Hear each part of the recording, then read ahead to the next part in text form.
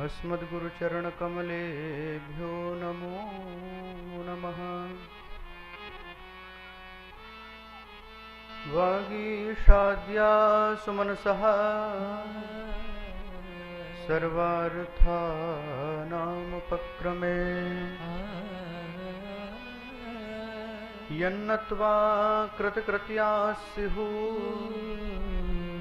तन्नमामि गजाननम्। ध्येयं सदा परिभवग्नमभीष्टदोहम् तीर्थास्पदं शिवविरञ्चिनुतं शरण्यम्। भृत्यार्तिहं प्रणतपालभवाब्धिपोतम् वन्दे महापुरुषते चरणारविन्दम्।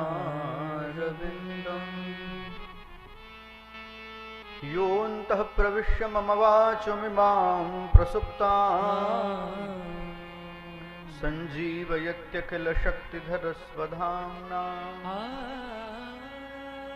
अन्यांस्तहस्तचरणश्रवणत्वगादि प्राणान्नमो भगवते पुरुषाय तुभ्यम्। लोकाभिरामं रणरङ्गधीरम् राजीवनेत्रं रघुवंशनाथम्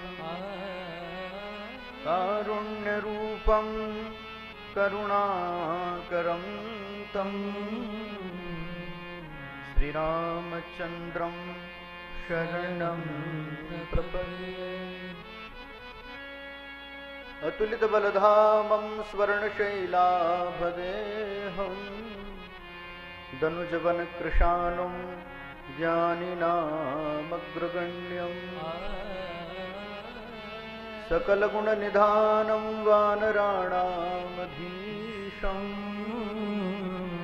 रघुपतिवरदूतं वातजातं नमामि।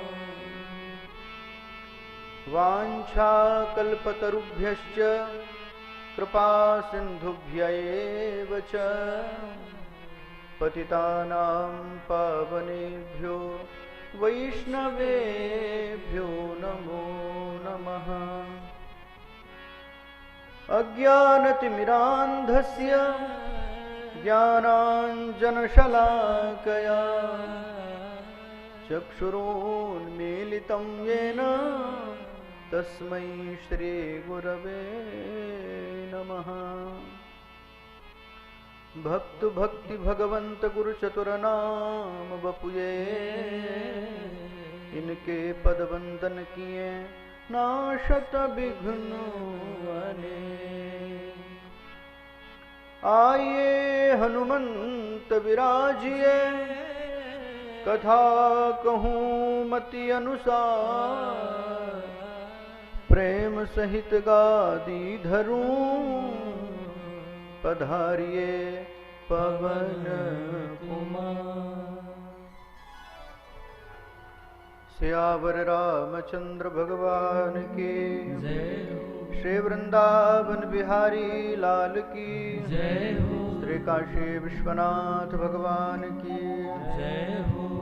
श्री हनुमान जी महाराज की जय हो। श्रीमद्भागवत महापुराण की जय हो। मेरो है गोविंद मेरो है गोपाल मेरो है गोविंद मेरो है गोपाल मेरो है।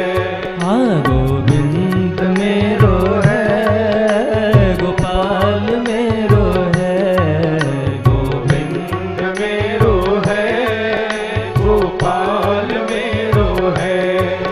गोविंद मेरो है गोपाल मेरो है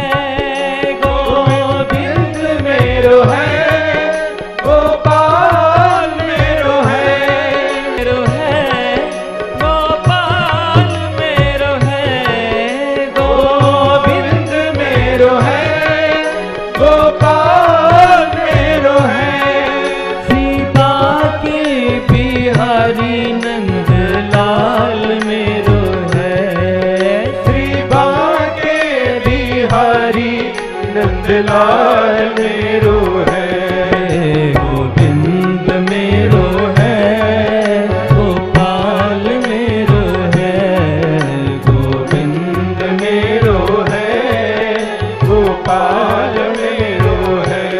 हाँ गोविंद मेरो है, गोपाल मेरो है, गोविंद मेरो है, गोपाल मेरो है।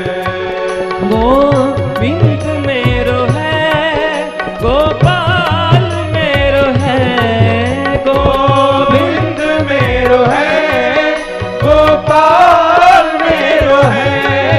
गोविंद मेरो है, गोपाल मेरो है, गोविंद मेरो है, गोपाल मेरो है। श्री बाके बिहारी नंदलाल मेरो है, श्री बाके बिहारी नंदलाल मेरो है। हाँ गोविंद मेरो है, गोपाल मेरो है, गोविंद मेरो है, गोपाल मेरो है। गोविंद मेरो है, गोपाल मेरो है, गोविंद मेरो है, गोपाल मेरो है। श्री बाके बिहारी नंदलाल मेरो है, श्री बाके बिहारी नंदलाल मेरो है। जय हो गोविंद मेरो है, गोपाल मेरो है, गोविंद मेरो है, गोपाल मेरो है। गोविंद मेरो है, गोपाल मेरो है, गोविंद मेरो है, गोपाल मेरो है। गोपाल मेरो है, गोपाल मेरो है, गोविंद मेरो है, गोविंद मेरो है, गोपाल मेरो है। गोविंद मेरो है, गोपाल मेरो है, श्री बाके बिहारी नंदलाल मेरो है, गोविंद मेरो है, गोपाल मेरो है। बोले बांके बिहारी भगवान की जय हो।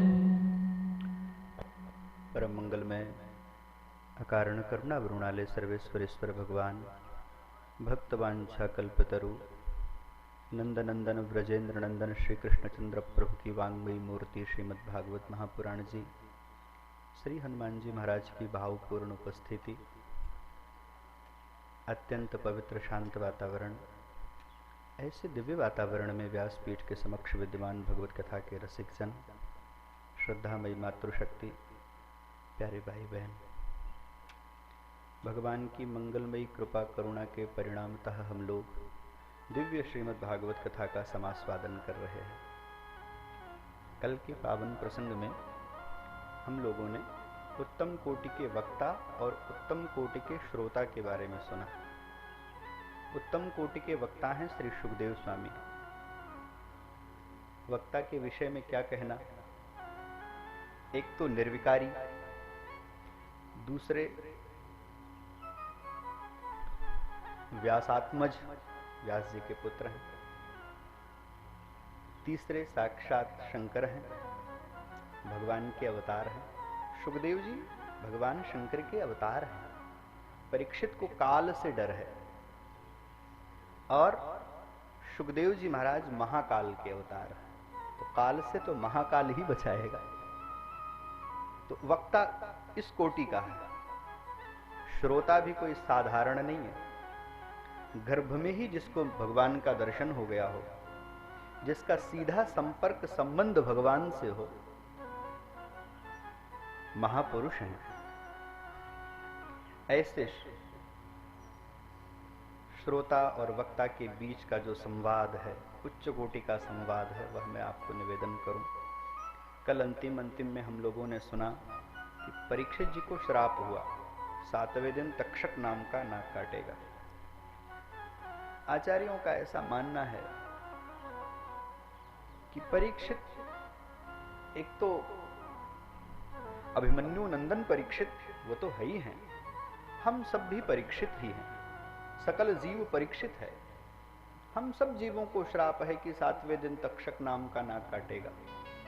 सप्ताह में 7 ही दिन होते हैं, कोई ना कोई तो 7वां दिन होगा, किसी दिन से जो दिन जाएंगे वह दिन 7वां होगा।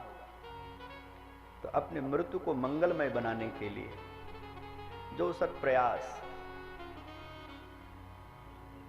श्री परीक्षित जी ने अपनाया, वह हमारे लिए अभीष्ट होगा, वह हमारे लिए अनुकरणीय है, वही हमें करना चाहिए। परीक्षित जी को श्राप 7वें दिन तक्षक नाम का नाक काटेगा, सर्वथा परित्याग कर दिया। गंगा के घाट पर आए, भगवान की प्रार्थना की, बिना बुलाए सुखदेव जी महाराज आए। जब अंदर से हम भगवान से प्रार्थना करते हैं तो भगवान विभिन्न रूपों में हमारा मंगल करने के लिए आते हैं। कभी किसी आचार्य के रूप में, कभी किसी अतिथि के रूप में, कभी किसी विप्र के रूप में, कभी किसी महापुरुष के रूप में, और वह तो सर्वांतरयामी है, कर्तुम अकर्तुम अन्यथा कर्तुम सर्वसमर्थ है, किसी रूप में आ सकते हैं। भगवान, कई बार साधक कहते हैं क्या भगवान के दर्शन हो सकते हैं? मुझे जहां तक लगता है भगवान का दर्शन तो नित्य होता है, बिना भगवान के तो हम रह ही नहीं सकते हैं। भगवान भी हमको हमारे सामने आते हैं, पर हमारे इन चर्म चक्षुओं में वह सामर्थ्य नहीं है कि हम उनको पहचान सकें। भगवान सामने आ भी जाएं, कोई अगर ऐसा महापुरुष नहीं है जो परिचय न करावे तो हम क्या जान सकते हैं। सुग्रीव ने जब पहली बार राम जी को देखा तो उसके मन में राम जी को देखने के बाद क्या भाव आया? लगता है बाली ने किसी को भेजा है मारने के लिए, वह भागना चाहता है। सुग्रीव के जीवन में होंगे अपराध, होंगे उसके जीवन में कुछ रहा होगा, जैसा है वो चर्चा बाद में कर लेंगे। लेकिन सुग्रीव के जीवन में एक महत्वपूर्ण बात है। क्या? उसके जीवन में हनुमान जी जैसे एक महात्मा है, और उससे भी बड़ी बात उसके जीवन में है कि उसको अपनी आंखों से ज्यादा विश्वास हनुमान जी की आंखों पर है। भगवान आंखों के सामने आवे, हमारे जीवन में भी कोई हनुमान जी जैसा महापुरुष होना चाहिए। और उससे भी बड़ी बात यह होनी चाहिए हमारे जीवन में कि हमारी आंखों से ज्यादा हम उन पर विश्वास कर सकें। बात की सारी कथाओं का स्मरण करिए, हनुमान जी ने संबंध कराया कि नहीं कराया?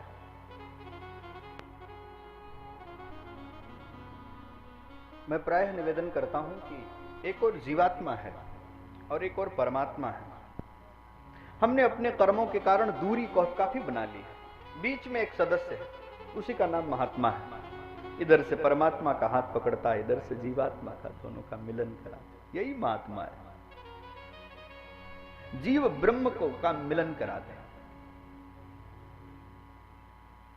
वह महात्मा अपने बारे में कोई चर्चा नहीं करता है, न शिष्य को बहुत उलझनों में उलझाता है, न बहुत विधियों में उलझाता है, सीधे एकाकार करता है।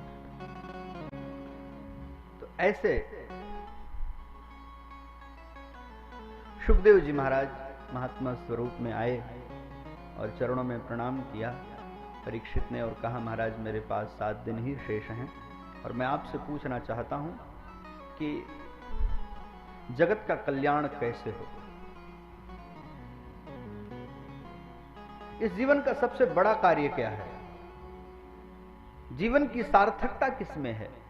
और जिसकी मृत्यु नजदीक है उसको क्या करना चाहिए? म्रियमाणस्य किम कर्तव्यम, जिसकी मृत्यु नजदीक है उसको कैसा विचार करना चाहिए, कैसा व्यवहार करना चाहिए, कौन सा कर्म करना चाहिए? ये 2 प्रश्न पूछे। इन प्रश्नों को सुन करके सुखदेव जी महाराज अत्यंत गदगद हो गए। कितना विशाल हृदय है परीक्षित का। मृत्यु शैया पर हैं, 7 दिन शेष हैं, यह पूछना चाहिए कि मेरा कल्याण कैसे होगा। हमारे आप जैसा व्यक्ति हो, जिसके पास 7 दिन शेष हो उसको समाज की चिंता होगी? वो तो कहेगा महाराज हमारा कल्याण कैसे हो जाए, हमारा मंगल कैसे हो जाए। पर धन्य है राजर्षि परीक्षित, मृत्यु शैया पर भी स्वार्थी नहीं भय। महाराज जगत का कल्याण कैसे, यही राजधर्म है। मृत्यु शैया पर भी जिसके हृदय में जगत कल्याण की भावना आलोडन करती रहे वही राजा है, वही राजधर्म का अच्छा निर्वाहक है। परीक्षित स्वार्थी पर गदगद हो गया। सुखदेव जी का पहला प्रश्न, पहला शब्द निकल रहा है, ये शब्द सुखदेव जी के हैं। सुखदेव जी का कल तक जो कथा थी वो सूत और शौनक संवाद है। अभी भी चर्चा बीच बीच में उनकी आएगी। कथा आरंभ होती है ना तो श्रोता वक्ता का संवाद होता है थोड़ी देर तक, लेकिन धीरे धीरे कथा गंभीर होती चली जाती है और श्रोता ध्यानस्थ हो जाता है, वक्ता भी प्रकृतिस्थ हो जाता है परमात्मा में। फिर नाम वगैरह लेने की का स्थान बचता नहीं है, इतनी गहराई में चले जाते हैं। तो सुखदेव जी के मुखारविंद से निकलने वाला पहला श्लोक, वरीयाने सते प्रश्न कृतो लोकहितं नृप आत्मविद सम्मत पुंसाम श्रोतव्यादीषु यः। वरेण्य शब्द सुना है आपने? वरेण्यम याद आया? तत्सवितुर याद आया? वरेण्यम तुम्हारा वो वरीयानेश, तुम्हारा प्रश्न वरीयान है, वरेण्य है, श्रेष्ठ है। प्रश्न क्यों श्रेष्ठ है? सीधी सी बात है, क्योंकि इसमें स्वार्थ नहीं है, विशुद्ध परमार्थ है कि जगत का कल्याण कैसे हो। जिस क्रिया में, जिस प्रश्न में, जिस विधि में केवल परमार्थ होगा वही तो श्रेष्ठ होगा, वही तो वरेण्य होगा, वही तो अनुकरणीय होगा। आपका प्रश्न वरेण्य है। क्यों वरेण्य है? क्योंकि लोकहितम नृप, हे राजन इसमें लोकहित छुपा हुआ है। अब इतने बढ़िया प्रश्न के बदले में जो उत्तर दूंगा, सुखदेव जी कह रहे हैं प्रश्न उच्च कोटि का है, स्वार्थ रहित है, मंगल से भरपूर है। तो ऐसे प्रश्न के उत्तर में जो भी निकलेगा मेरे मुख से वह श्रोतव्यादीषु यः परः, सुनने वाले जितने विषय हैं, सुनने लायक जो कुछ है उनमें सर्वोत्कृष्ट होगा। और सत्य है भागवत जी से बढ़ करके सुनने लायक भला क्या है? इससे भी बढ़ करके कोई श्रवणीय कथा है या विषय है? यह व्यास जी के जीवन की अंतिम कविता है।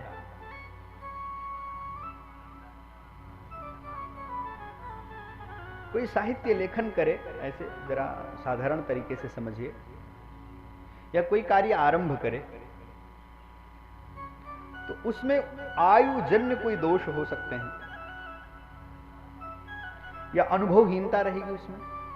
लेकिन वही कार्य करते करते करते करते एकदम पक जाए और गौरी शंकर शिखर को छू ले और उसके बाद जो निकलेगा वो बिल्कुल विशुद्ध होगा कि नहीं होगा? यह श्री ज्ञानावतार श्री व्यास जी के जीवन का सर्वोत्कृष्ट अनुभव से आबद्ध ग्रंथ है। इसके बाद पवित्र लेखनी का उन्होंने विराम दिया था।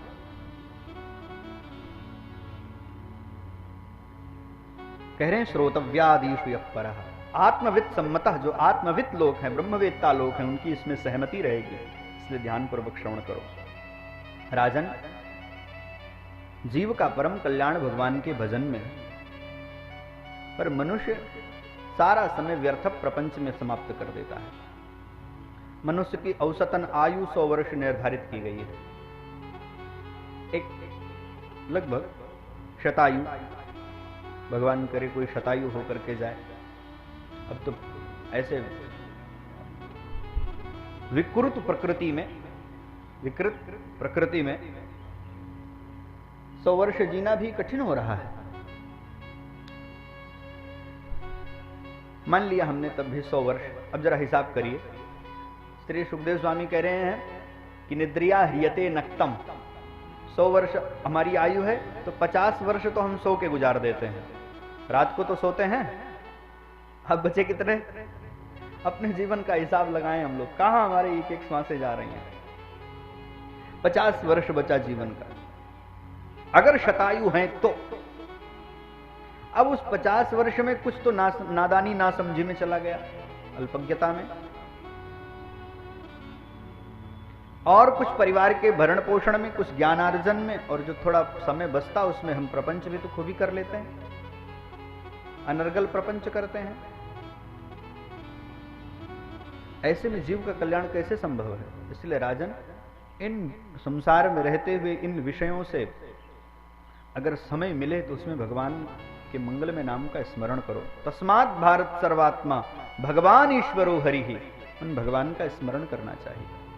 क्या करें? शुरुआत कहां से करें? बोले श्रोतव्य, अवसर मिले तो सुनो, भगवान की कथा सुनिए।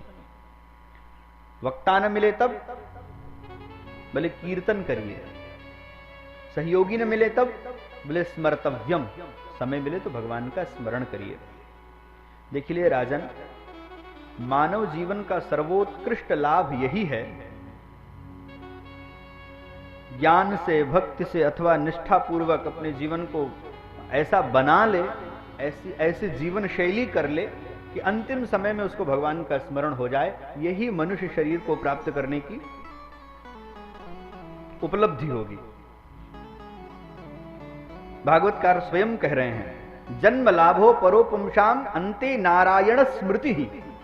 अंतिम में भगवान की स्मृति आ जाए, घर न याद आवे, परिवार न याद आवे, बेटा न याद आवे, बहू न याद आवे, हाँ पुत्र याद ना आवे, केवल भगवान की स्मृति आ जाए। पीतांबरधारी मुरली मनोहर जीवन सार सर्वस्व प्राणनाथ श्री कृष्ण का स्मरण हो जाए। धनुषधारी श्रीमद दशरथ नंदन कौशल्यानंद संवर्धन भक्त और चंदन रघुनंदन राघव राम का स्मरण हो जाए, उसका जीवन सार्थक हो जाएगा। और सत्य है, जिसके जीवन में भगवान का भजन नहीं है, भगवान का नाम, भगवान के मंगल में नाम का स्मरण नहीं है, उससे नीच और अभागा आदमी संसार सागर में कोई नहीं है। बड़े बड़े विद्वान बैठे थे, आपस में चर्चा हुई कि सबसे बेकार आदमी कौन है, जघन्य आदमी कौन है। एक महात्मा ने कहा, हम अपना मंतव्य दें। व्यास जी ने कहा, स्वागत है, खड़े हो जाओ। खड़े हो गए और उन्होंने कहा कि चिद्वदंति गुण धनहीन नरो जघन्य। उनके अपने विचार हैं महात्मा के।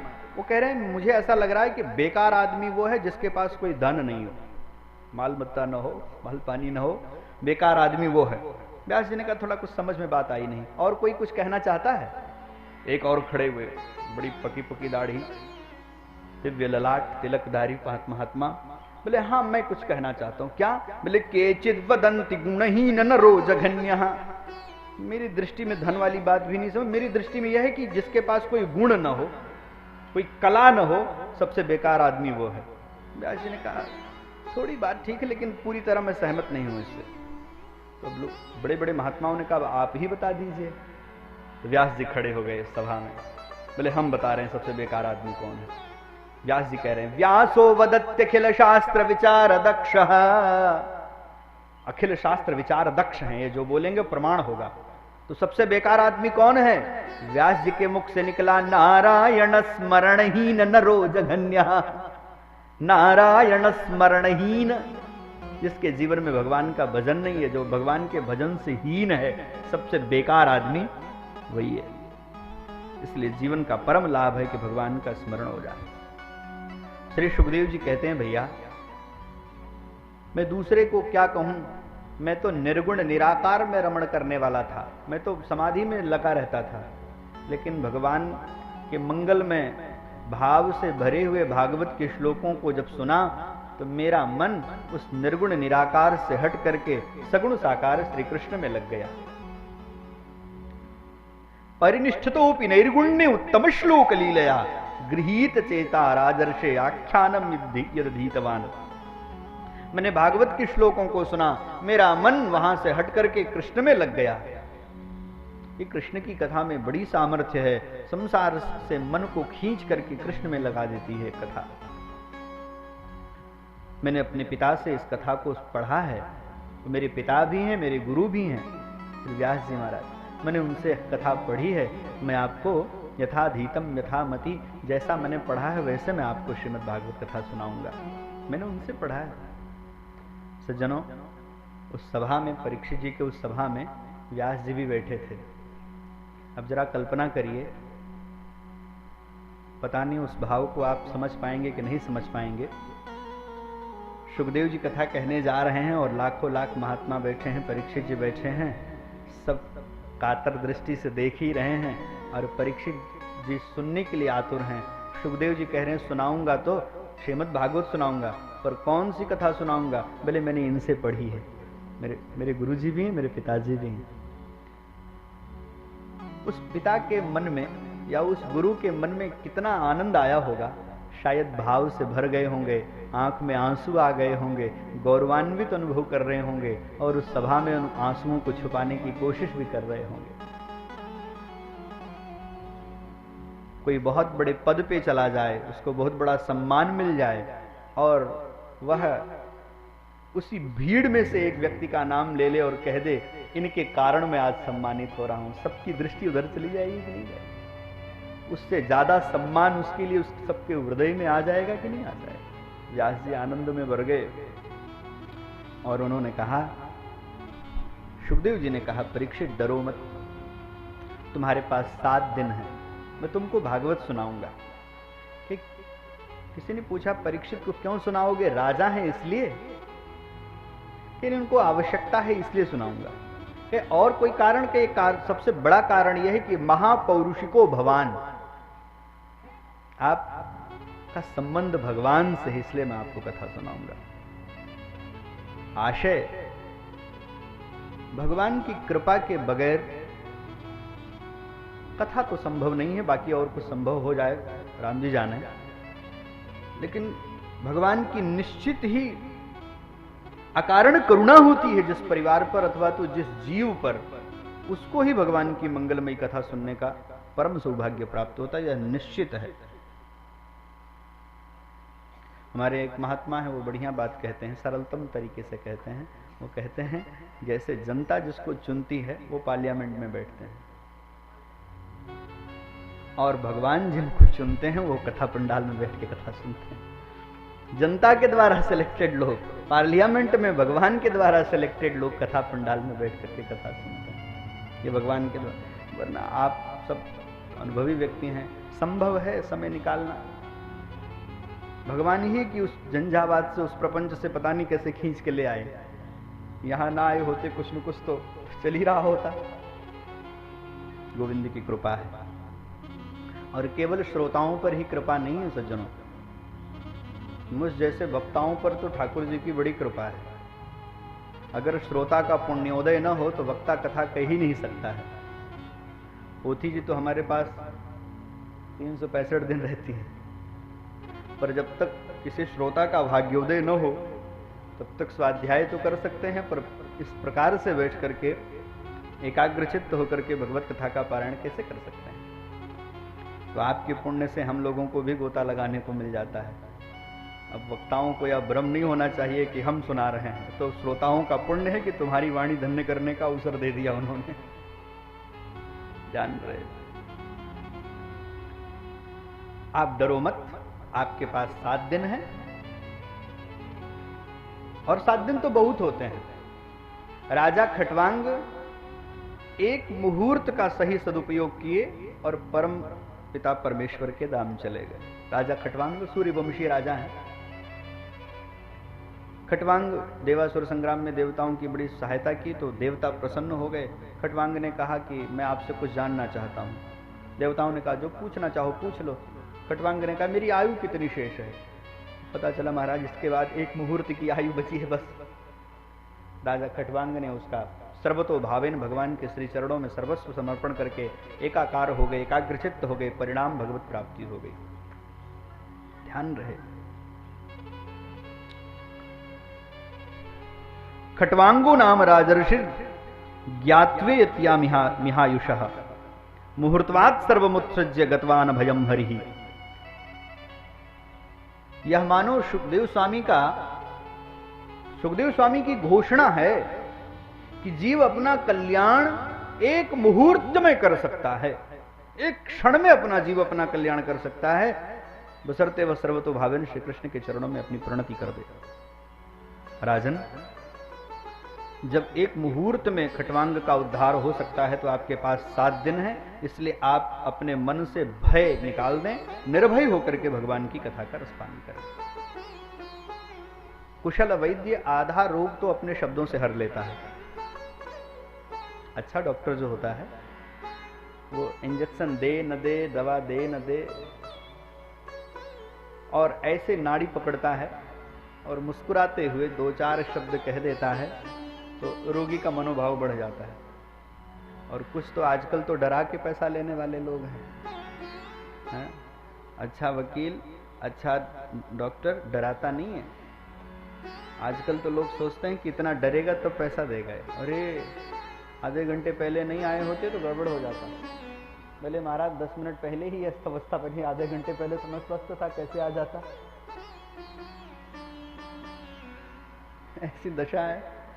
डराना नहीं है, शब्द ही पर्याप्त है। ऐसे ऐसे आए, 1 हफ्ते में सही कर दिया हमने, बस हमारी दवा तो खाओ आप, क्या कितना उत्साह बढ़ जाएगा। सुखदेव स्वामी कुशल वैद्य है। डरो मत राजन, भगवान का स्मरण करो, भगवान का ध्यान करो। लेकिन ध्यान करने से पहले कुछ विधि करनी पड़ती है, उसका जरा आप चिंतन करो। क्या करना पड़ता है? बोले जितासनः जितश्वासः जितसंगः जितेंद्रियः। 4 बात कही जा रही है यहाँ पर। पहले जितासन होइए, एक आसन पर बैठने का अभ्यास डालिए। वह क्या ध्यान करेगा जो एक आसन में बैठ नहीं सकता है? एक आसन पर बैठने का अभ्यास, जिस आसन में आप बैठ सकें। आसन से अभिप्राय मुद्रा से है। यहाँ पर सुखासन, पद्मासन, बद्ध पद्मासन, बहुत से आसन हैं उनके बारे में, जिसमें आप सुख रूप से बैठ सकें 3-3 घंटा या आधा घंटा, जितना जिसका अभ्यास हो। जित आसन में आसन की बात आई है तो एक बात मैं यहाँ लगे हाथ प्रायः कथाओं में कहता हूँ कि एक आसन में बैठिए और एक आसन पर बैठिए। साधना के क्रम में रोज रोज आसन बदलना नहीं चाहिए। आज इस आसन पर बैठ गए, कल उस आसन पर बैठ गए, उस आसन पर बैठ गए। अगस्त्य संहिता में वर्णन है कि किन आसनों का प्रयोग करना चाहिए। ये जो हम लोग सूती आसन पर बैठ के पूजा पाठ करते हैं, इसका तो विशेष रूप से निषेध है। वस्त्रासरेषु दारिद्र्यम, सूती आसन पर बैठ करके साधना करने से, पूजन पाठ करने से दरिद्रता आती है। और लकड़ी पर काष्ठे व्यर्थ परिश्रम, उस पर भी परिश्रम बेकार है। केवल पृथ्वी पर बैठ गए बिना आसन के तो शोक संभव, धरण्याम, धरणी पर बैठ गए तो शोक की प्राप्ति होती है। बहुत विशद वर्णन है वहां आसनों के बारे में। विशेष रूप से कुशासने भवेद आयु, कुश का आसन श्रेष्ठ है, उस पर आयु की वृद्धि होती है। अजिन पर यानी मृगचर्म पर बैठने से सिद्धियों की प्राप्ति का विधान बताया गया। और भी वर्णन है। विशेष रूप से गृहस्थों के लिए कंबलम चोत्तमम, सबसे बढ़िया कंबल का आसन, बढ़िया शुद्ध ऊन, शुद्ध ऊनी। आजकल वो मिक्स वाला भी बड़ा आ रहा है। बढ़िया ऊनी कंबल हो और लाल कंबल का आसन हो, वह सर्वोत्कृष्ट है। अपने घर में कम से कम अपना आसन, अपनी माला, अपनी पाठ की पुस्तक, यह तो आपकी एक निजी संपत्ति जो है आपकी यही होनी चाहिए। पर कई ऐसे महापुरुष होंगे जिनकी अवस्था हो गई होगी लेकिन अपनी माला आज तक नहीं व्यवस्थित कर पाए होंगे, अपना आसन नहीं लगा पाए होंगे कि हमारी एक दिनचर्या और उस पाठ की पुस्तक हो, हमारी रामचरितमानस की एक पोथी हो।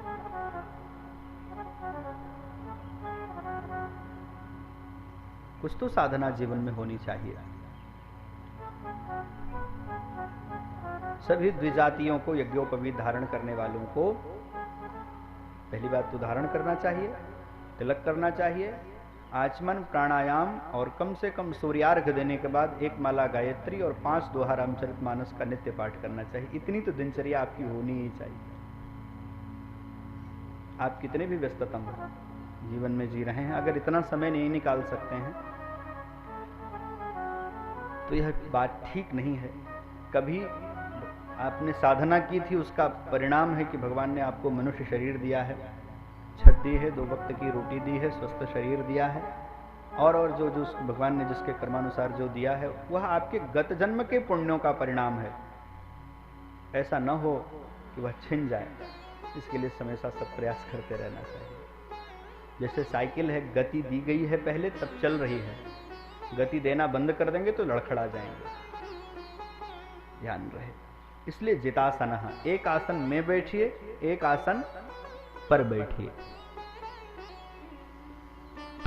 तिवारी जी गद्दी रोज रोज तो नहीं बदलते हैं, जहां पर बैठ करके वो करते हैं। व्यापार करने वाले भी कहते हैं कि महाराज गद्दी सिद्ध हो जाती है। क्यों राज भैया, ऐसा है कि नहीं है?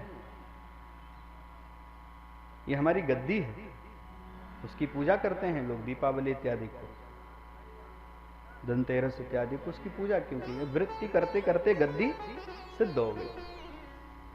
जब व्यापार करने से एक साधारण गद्दी सिद्ध हो सकती है, तो भजन करने से आपका आसन नहीं सिद्ध हो सकता है?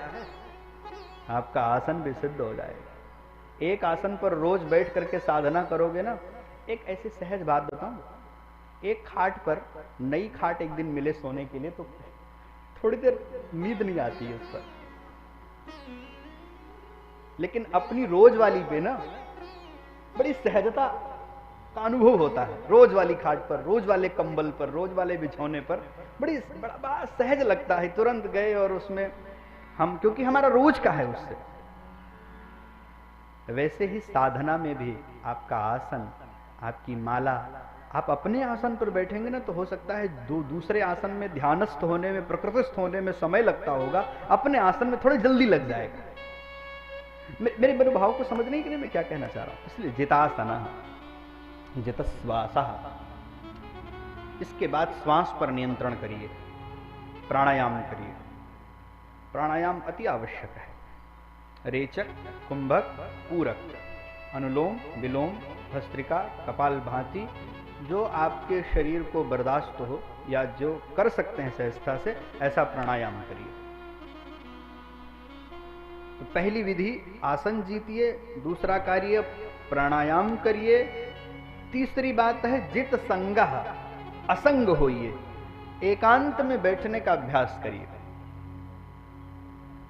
हमारा भीड़ में कैसा व्यवहार है, या भीड़ का जो चेहरा है, या हम बीच में, लोगों के बीच में रह करके कितना प्रसन्न हो लेते हैं, यह कोई महत्वपूर्ण विषय नहीं है। हमारा एकांत कितना सधा हुआ है। जो ज्ञानी लोग होते हैं ना, मूर्खों के लिए तो लॉकडाउन परेशानी का कारण बना होगा, पर मननशील, चिंतनशील, भजनानंदियों के लिए लॉकडाउन भी एक वरदान ही था। उसका सही सदुपयोग किया।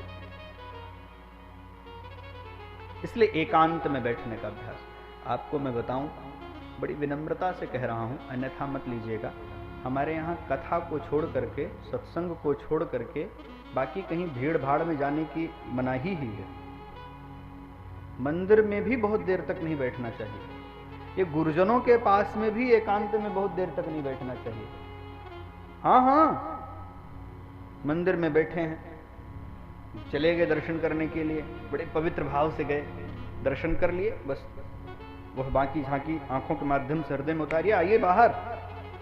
कई लोग खड़े रहे, अब कोई आया, किसी कोहनी लग गई, पवित्र भाव, तो आप भी चुप थोड़ी न रहोगे, कुछ न कुछ बोलोगे, फिर वह कुछ बोलेगा, भाव बिगड़ेगा कि नहीं बिगड़ेगा। और गुरुजनों के पास में कई लोग आते हैं तो थोड़ी देर बैठते हैं हम लोगों के पास, उतना ठीक है, जब कोई हरिचर्चा हो रही हो। बहुत देर तक गुरुजनों के पास में बैठने से, क्योंकि मानवीय प्रवृत्ति है कि अवगुण देखना, और कोई भी जो भी संसार में आया है वो गुणावगुण मिश्रित ही है, जड़ चेतन गुण दोषमय। तो हम भी बने गुण दोष से ही तो हैं। हो सकता है न्यूनता है हम में दोषों की, या महापुरुषों में दोषों की, लेकिन बने तो उसी से हैं, तो कुछ न कुछ तो होगा ही होगा।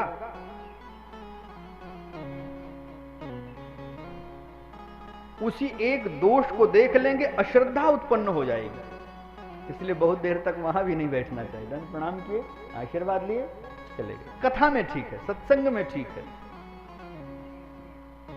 कई लोग कहते हैं महाराज भजनानंदी तो हैं, लेकिन कोई न कोई बात लेकिन कह करके प्रत्येक महापुरुष के लिए लोगों के मन में है।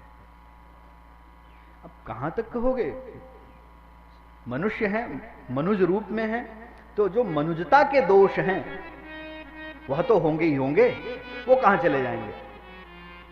जब गुणावगुण मिश्रित ही है, गुण अवगुण सान करके ही हमें हमारा पुतला बनाया गया है, तो कुछ न कुछ तो दोष होगा। इस पृथ्वी पर दो अपवाद को छोड़ करके ऐसा कोई जन्मा ही नहीं जिसमें गुण अवगुण न हो, गुण अवगुण दोनों न हो।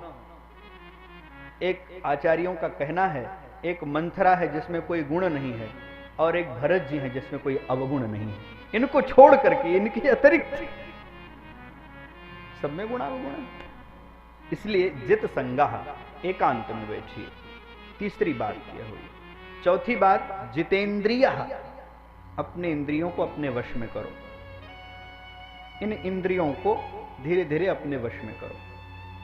आंखों को, कान को, वाणी को, जिह्वा को, मन को, बुद्धि को, चित्त को, सब धीरे धीरे वश में करो। ये भटक रही हैं, स्वच्छंद न होने पाए।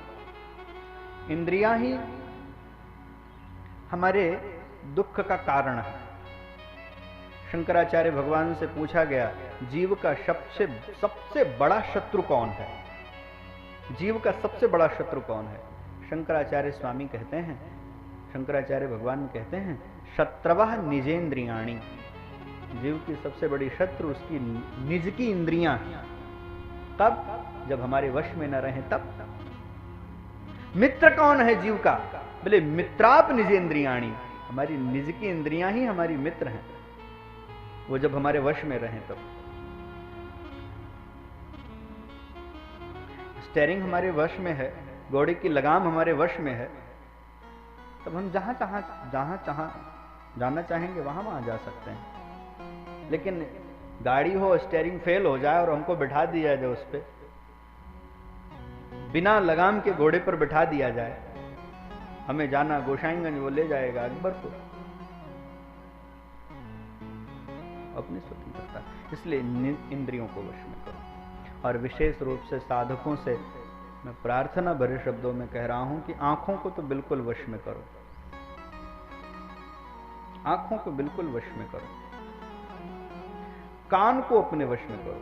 ये दो इंद्रियों को तो बिल्कुल अपने वश में करो, बाकी तो थोड़ा बहुत चल जाएगा। प्रायः पाप की शुरुआत कहां से होती है पता है?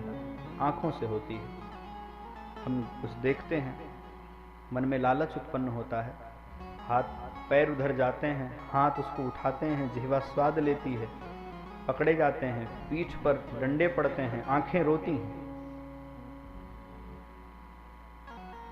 इसलिए आंखों पर, कान पर। एक तो किसी की बुराई जब कोई करे, आजकल संवाद करते हैं, दो संवाद करते हैं तो तीसरे की चर्चा करते हैं। यह एक बहुत गलत विषय है। दो संवाद करें तो दो आपस में अपने बारे में चर्चा करें, लेकिन वो बहुत देर तक हो ही नहीं पाता है। हम दो बात करते हैं तो तीसरा बीच में आ जाता है। जब हम तीसरे की चर्चा करने लगे तो उसमें दो में से कोई भी सद्बुद्धि हो, उसको कहना चाहिए, भैया छोड़ो उसके बारे में, अपने बारे में बताओ। टेलीफोन करते हैं, हाल चाल लेने के बाद उसके बारे में जरा बताओ। तीसरे के विषय में चर्चा, तीसरे के विषय में बहुत जिज्ञासा रखना ठीक बात नहीं है। छद्रान्वेषण इसी का दूसरा रूप है। अस्तु दुत जितेंद्रिय हुई है। अब जरा एक बार पुनः आनपूर्वी की पूरा सुनिए। चितासन, फिर जितश्वास, श्वास पर नियंत्रण, फिर जित संग, असंग, एकांत, और फिर जितेंद्रिय। 4 बातें हो गई हैं। इसमें अष्टांग योग समाहित है। इसके बाद भगवान का ध्यान करिए। देखिए, स्थूल रूप में भगवान के मन को लगाइए। स्थूल रूप में। स्थूल क्या है? यह जो कुछ दिखाई पड़ रहा है यह भगवान का ही स्वरूप है। ऐसा मान करके भगवान का स्मरण करना।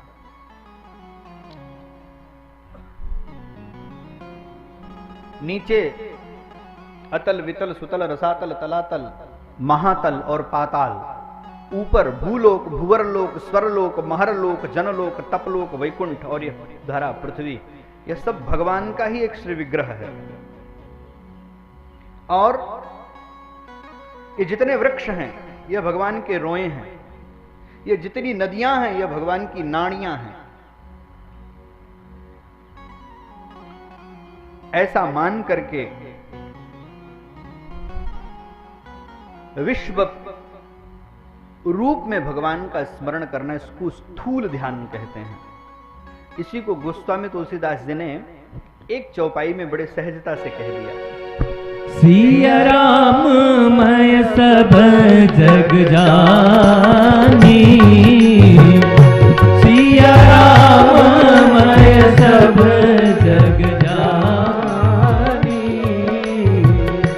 सिया राम मैं सब जग जानी, करहूँ प्रणाम जोरी जुग पानी, करहूँ प्रणाम जोरी जुग पानी। सिया राम मैं सब जग जानी, करहूँ प्रणाम जोरे जुग पानी। जड़ चेतन जग जीव जत, जड़ चेतन जग जीव जत, सकल राम मैं जान, बंदों सबके पद कमल सदा जोरी जुग पानी। यही स्थूल ध्यान है। विश्वरूप रघुवंश मन करहु वचन विश्वास, लोक कल्पना वेद कर अंग अंग प्रति जा। विश्वरूप रघुवंश मणि, ये विश्वरूप का ध्यान करना, भगवान का यह स्वरूप है।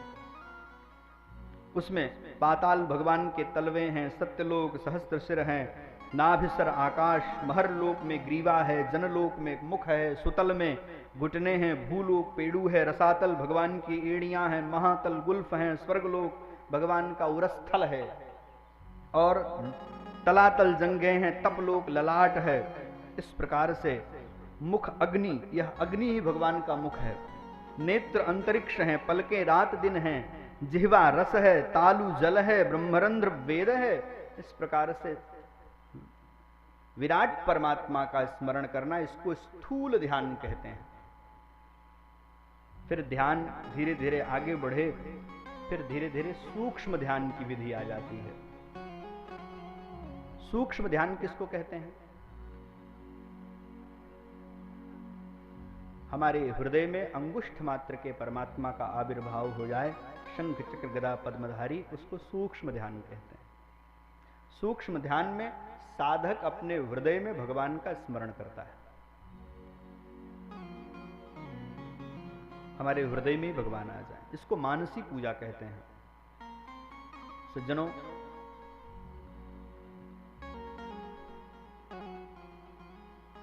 अपने हृदयाकाश में, अपने हृदय में अंगुष्ठ मात्र के शंख चक्र गदा पद्मधारी भगवान का ध्यान करना, उनकी धारणा करना हृदय में, इसको मानसी पूजा भी कहते हैं। वल्लभाचार्य जी कहते हैं पूजा मानस स्मृता। यह कैसे है, जरा श्रवण करिए।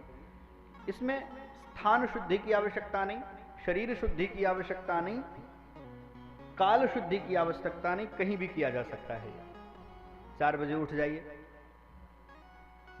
होगा ये। 4 बजे उठ जाइए, अपने बिछौने पर बैठ जाइए, मन से अपने आराध्य का, अपने इष्ट का स्मरण करिए। आपके इष्ट जो हों, बालक राम, दूल्हा राम, राजा राम, बनवासी राम, या बालकृष्ण, भगवान शंकर, जो भी आपके इष्ट हों उनका स्मरण करिए। और मन में कल्पना करिए कि दिव्य से दिव्य सिंहासन, उस पर ठाकुर जी को पधराइए, सोने का बना लीजिए। मन में कल्पना करनी है, धारणा करनी है इसी को स्थूल ध्यान कहते हैं। दिव्य आसन की कल्पना करिए, सोने का बना लीजिए, मन से ही तो बनाना है, और 1 नंबर गलीचा बिछाइए उस पर, बढ़िया बढ़िया पोशाक, और उसमें अपने आराध्य को पधराइए। भगवान विराजमान हो गए। सरकार किस जल से स्नान करावें? गंगा के जल से, यमुना के जल से, कावेरी के जल से, सरयू के जल से भगवान को स्नान कराइए। और जितनी बढ़िया पोशाक भगवान को पहना सकते हैं पोशाक पहनाइए। हीरे की माला से लेकर के मुक्ता मणि जो चाहे भगवान को माला धारण कराइए, और फिर भगवान की आरती करिए, भगवान को भोग लगाइए, दूध भोग लगाइए, रसमलाई भोग, मन से ही तो लगाना। हर्रे लगे न फिटकरी, रंग चढ़े चोखा, मन से ही तो अर्पण करना है। सज्जनों, श्री भक्तमाल में कथा आती है, श्री कृष्णदास के शिष्य हैं श्री अग्रदास जी महाराज, अद्भुत शिष्य हैं। कृष्णदास जी भगवान के बड़े अनन्य भक्त थे, मन से भगवान की मानसिक पूजा किया करते थे, और अग्रदास ने साधना से अपने गुरु जी के मन में अपना मन समाहित कर लिया था। कृष्णदास जी अलग कमरे में बैठ करके भगवान की आराधना कर रहे हैं, ध्यान कर रहे हैं, मानसी पूजा कर रहे हैं। अग्रदास दूसरे कमरे में बैठे हैं, लेकिन मन एक में लग गया है, मन को समाहित कर लिया है।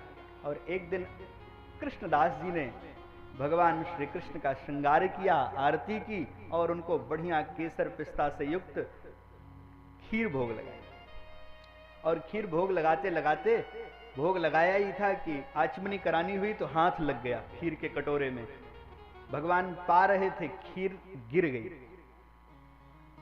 तो मन से ही श्री अग्रदास जी ने मन से जब जो खीर गिर गई, भगवान की जूठी खीर, उसको पा लिया और पूजा पूरी हो गई। दिन में जब गुरु जी के पास बैठे तो गुरु जी के चरणों की सेवा करते करते अग्रदास जी ने कहा, गुरुदेव, आज की जैसी खीर हमने कभी पाई नहीं थी। जैसी खीर आज हमने पाई, ऐसी खीर हमने कभी पाई नहीं थी। बोले, अग्रदास, तुझे कैसे पता चल गया कि मैंने मन से आज ठाकुर जी को खीर अर्पण किया था? बोले, गुरुदेव, मेरा मन आपके मन में समाहित था और आप सेवा कर रहे थे, मैं निहार रहा था, खीर जमीन में गिरी, मैंने अवसर जाना और वह जूठन प्रसादी लेने में मैंने विलंब नहीं किया। महाराज कृष्णदास ने सुना और उनके आंखों से अश्रुपात होने लगा, रो पड़े। रोते रोते कहा, प्रियादास, तेरी मानसिक पूजा सफल हो गई, तेरा जीवन धन्य हो गया। इन्हीं प्रियादास जी ने श्री भक्तमाल जी की व्याख्या की है। श्री नाभादास जी महाराज के पावन ग्रंथ श्री भक्तमाल जी की बड़ी सुंदर व्याख्या श्री प्रियादास जी ने की है। यह मानसिक पूजा है, मन से ठाकुर जी का स्मरण करना, मन में उनकी आराधना करना। ये पहाड़ों पर, कंदराओं में, हिमालय आदि गुफाओं में बड़े बड़े सिद्ध महात्मा, वहां कहां पान है, वहां कहां पेड़ा है, वहां कहां अगरबत्ती माचिस है, वहां कहां फल है? वहां तो मन से ठाकुर जी को अर्पण किया जा रहा है। जान रहे, मन से। मुझे स्मरण आ रही है, एक अत्यंत कृपण सेठ जी थे, उनको कहीं कथा में मानसिक पूजा का वर्णन सुनने को मिल गया। उन्होंने कहा, यह ठीक है, इसमें मेरा धन भी नहीं जाएगा और आराधना बड़े ठाट के साथ ठाकुर जी की कर लूंगा। बड़े कृपण थे। ठाकुर जी को एक दिन दूध भोग लगाया मन से, और मन से कल्पना कर ली, चीनी डाल दें इसमें, जरा हम शक्कर डाल दें। और शक्कर डाल ही रहे थे कि मन में यह भी भाव आ गया कि ज्यादा गिर गई। और जब ठाकुर जी पीने लगे तो कहे, जरा ठहर जाइए, निकाल में, कल काम आ जाएगी, कल काम आ जाएगी। भगवान शंख चक्र गदा पद्म लेकर के प्रकट हुए। भगत, एक तो तुम मन से चीनी डाल रहा था, उसमें ज्यादा भी डाल दिया, उसमें भी निकाल भी रहा था। भगवान प्रकट हो गए और उस भक्त को ठाकुर जी का दर्शन हो गया। सेठ जी ने कहा, अगर मैं यह अटपटी क्रिया करता नहीं तो आप प्रकट होते नहीं। जान रहे, तो मन से भगवान को स्मरण करना। परीक्षित, यह मानसी सेवा है, ठाकुर जी का स्मरण करना। परीक्षित,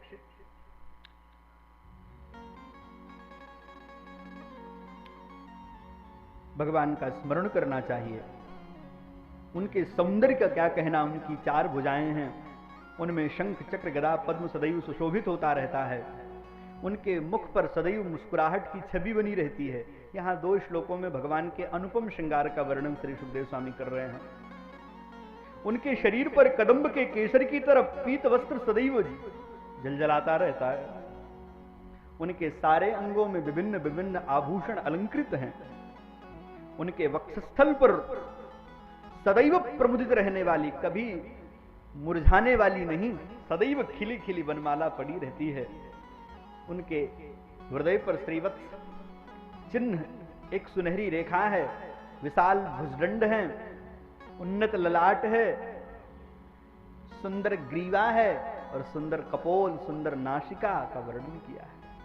और उस पर भी काले काले घुंघराले बाल लटक रहे हैं, टेढ़े मेढ़े भगवान के बाल।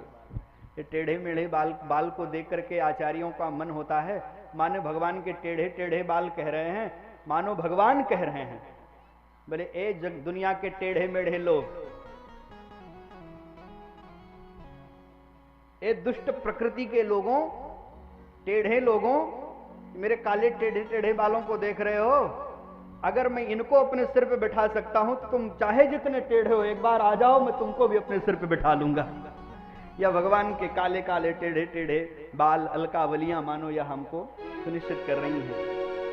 तेरे बाल बड़े घुघराले लगते हैं काले काले, तेरे बाल बड़े घुघराले लगते हैं काले काले, तेरे बाल बड़े घुघराले लगते हैं काले काले, तेरे बाल बड़े घुघराले लगते हैं काले काले, तेरी कुंडल की झलकनिया पे, तेरी कुंडल की झलकनिया पे, तेरी कुंडल की झलकनिया पे बलिहार सांवरे, मैं बलिहार सांवरे, बलिहार सांवरे, मैं बलिहार सांवरे।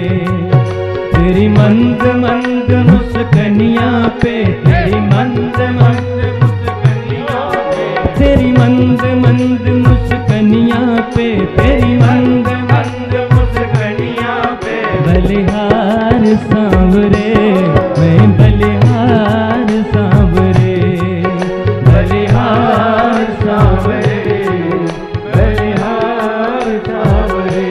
तेरी मुस्कनिया पे, तेरी मुस्कनिया पे, तेरी मुस्कनिया पे, तेरी मुस्कनिया पे, तेरी मंद मंद मुस्कनिया पे, तेरी मंद मंद मुस्कनिया पे बलिहार सांवरे, मैं बलिहार सांवरे, बलिहार सांवरे, बलिहार सांवरे।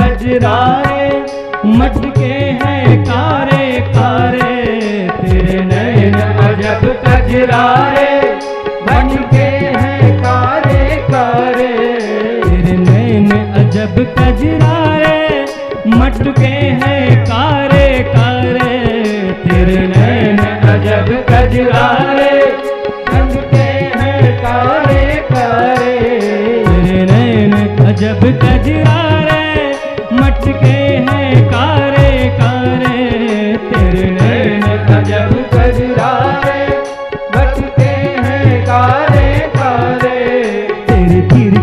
सी चितवनिया पे, तेरी तिरछी सी चितवनिया पे, तेरी तिरछी सी चितवनिया पे बलिहार सांवरे, मैं बलिहार सांवरे, मैं बलिहार सांवरे, मैं बलिहार सांवरे। हाँ तेरी मंद मंद मुस्कनिया पे, तेरी मंद मंद मुस्कनिया पे, तेरी मंद मंद मुस्कनिया पे, तेरी मंद मंद मुस्कनिया पे बलिहार सांवरे, मैं बलिहार सांवरे, बलिहार सांवरे, मैं बलिहार सांवरे, मैं बलिहार सांवरे, मैं बलिहार सांवरे, बलिहार सांवरे, मैं बलिहार सांवरे। तेरी मंद मंद मंद मुस्कनिया पे बलिहार सांवरे, बलिहार सांवरे।